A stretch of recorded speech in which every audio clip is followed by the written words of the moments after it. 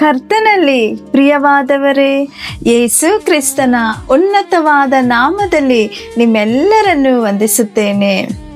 ಈ ದಿನದ ದೇವರ ವಾಕ್ಯದ ಭಾಗ ಮತ್ತಾಯ 12:34 ವಚನ. ಹೃದಯದಲ್ಲಿ ತುಂಬಿರುವಂಥದ್ದೇ ಬಾಯಲ್ಲಿ ಹೊರಡುವುದು. ಪ್ರಿಯರೇ, 1963ರಲ್ಲಿ ಅಮೆರಿಕದ ಅಧ್ಯಕ್ಷರಾಗಿ ಪ್ರಸಿದ್ಧರಾಗಿದ್ದ ಜಾನ್ ಎಫ್ ಕೆನಡಿ ಅವರನ್ನು ಗುಂಡಿಟ್ಟು ಕೊಲ್ಲಲಾಯಿತು.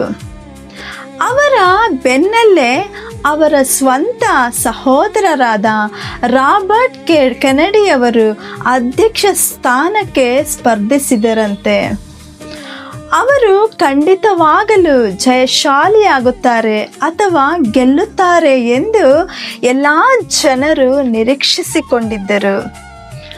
ಅವರು ಸಹ ಅನೇಕ ನಗರಗಳಿಗೆ ಭೇಟಿ ನೀಡಿ ಚುನಾವಣಾ ಪ್ರಚಾರದಲ್ಲಿ ತೊಡಗಿದ್ದಾಗ ಕ್ಷಣ ಮಾತ್ರದಲ್ಲೇ ಅವರ ಮೇಲೆಯೂ ಗುಂಡಿನ ದಾಳಿ ನಡೆಯಲಾಯಿತು. ಅವರು ರಕ್ತದ ನಡುವಿನಲ್ಲಿ ಕೆಳಗೆ ಬಿದ್ದರು. ಅದು ತಡೆಯಲಾಗದ ಒಂದು ವೇದನೆ ಮತ್ತು ಮರಣದೊಂದಿಗೆ ಹೋರಾಡುವಂಥ ಒಂದು ಸಮಯವಾಗಿತ್ತು. ಆ ಒಂದು ತೀವ್ರ ಸಂಕಟದ ನಡುವೆಯೂ ಅವರು ತಮ್ಮ ಬಳಿಯಲ್ಲಿದ್ದ ಸ್ನೇಹಿತನನ್ನು ನೋಡಿ ಶಾಂತವಾದ ಧ್ವನಿಯಿಂದ, ಎಲ್ಲ ಜನರು ಸುರಕ್ಷಿತವಾಗಿದ್ದಾರಾ? ಇತರರ ಯಾವುದೇ ಒಂದು ಜನರು ಯಾವುದೇ ಅಪಾಯದಲ್ಲಿಲ್ಲವಾ ಎಂಬುದಾಗಿ ಅವರು ವಿಚಾರಿಸಿದರು. ದೇವ ಮಕ್ಕಳೇ, ಸ್ವಲ್ಪ ಯೋಚಿಸಿ ನೋಡಿ.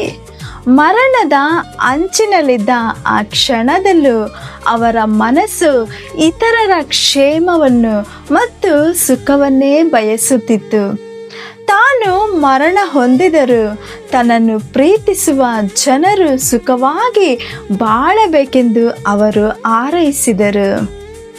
ಅದೇ ರೀತಿ ಕಲ್ವಾರಿ ಶಿಲುಬೆಯ ಮೇಲೆ ಯೇಸು ಕ್ರಿಸ್ತನನ್ನು ಕ್ರೂರವಾಗಿ ಹೊಡೆದು ಶಿಲುಬೆಗೆ ಕೈಕಾಲುಗಳನ್ನು ಮೊಳೆಗಳಿಂದ ಜಡಿದಾಗಲೂ, ತಲೆಯ ಮೇಲೆ ಮುಳ್ಳಿನ ಕಿರೀಟವನ್ನು ಇಟ್ಟಾಗಲೂ ತಡೆಯಲಾಗದ ಆ ತೀವ್ರ ವೇದನೆಯಲ್ಲಿಯೂ ಅವರ ಬಾಯಿ ಆಡಿದ ಮಾತುಗಳೇನು?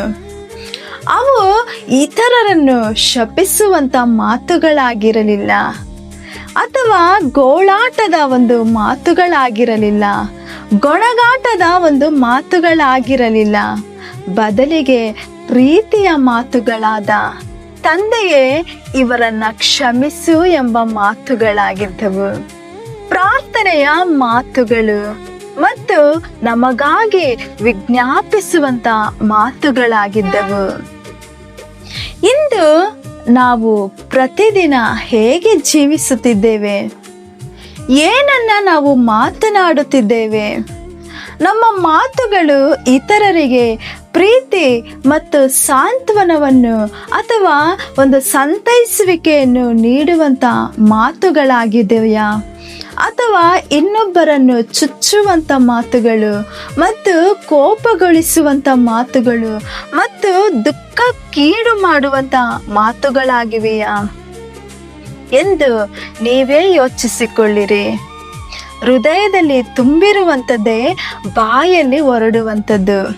ನಮ್ಮ ಬಾಯಿಂದ ಬರುವ ಮಾತು ಒಬ್ಬರನ್ನು ಕಟ್ಟಬೇಕೇ ಹೊರತು ಒಬ್ಬರನ್ನು ಕೆಡವಬಾರದು. ಹಾಗಾಗಿ ನಮ್ಮ ಬಾಯಿಂದ ಬರುವಂಥ ಮಾತುಗಳನ್ನು ನಾವು ಗಮನಿಸಿ ಮಾತನಾಡಬೇಕು. ಎಲ್ಲರಿಗೂ ಸುಕ್ಷೇಮವನ್ನು ಬಯಸುವಂಥ ಮಾತುಗಳಾಗಿ ನಾವು ಮಾತನಾಡುತ್ತಾ ಎಲ್ಲರನ್ನ ಸಂತೈಸಿ ಪ್ರೀತಿಸುವವರಾಗಿರೋಣ. ಹಾಗಾಗುವಂತೆ ದೇವರು ನಿಮ್ಮೆಲ್ಲರನ್ನು ಆಶೀರ್ವದಿಸಿ ಬಲಪಡಿಸಿ ನಡೆಸಲಿ. ಆಮೇನ್. God bless you.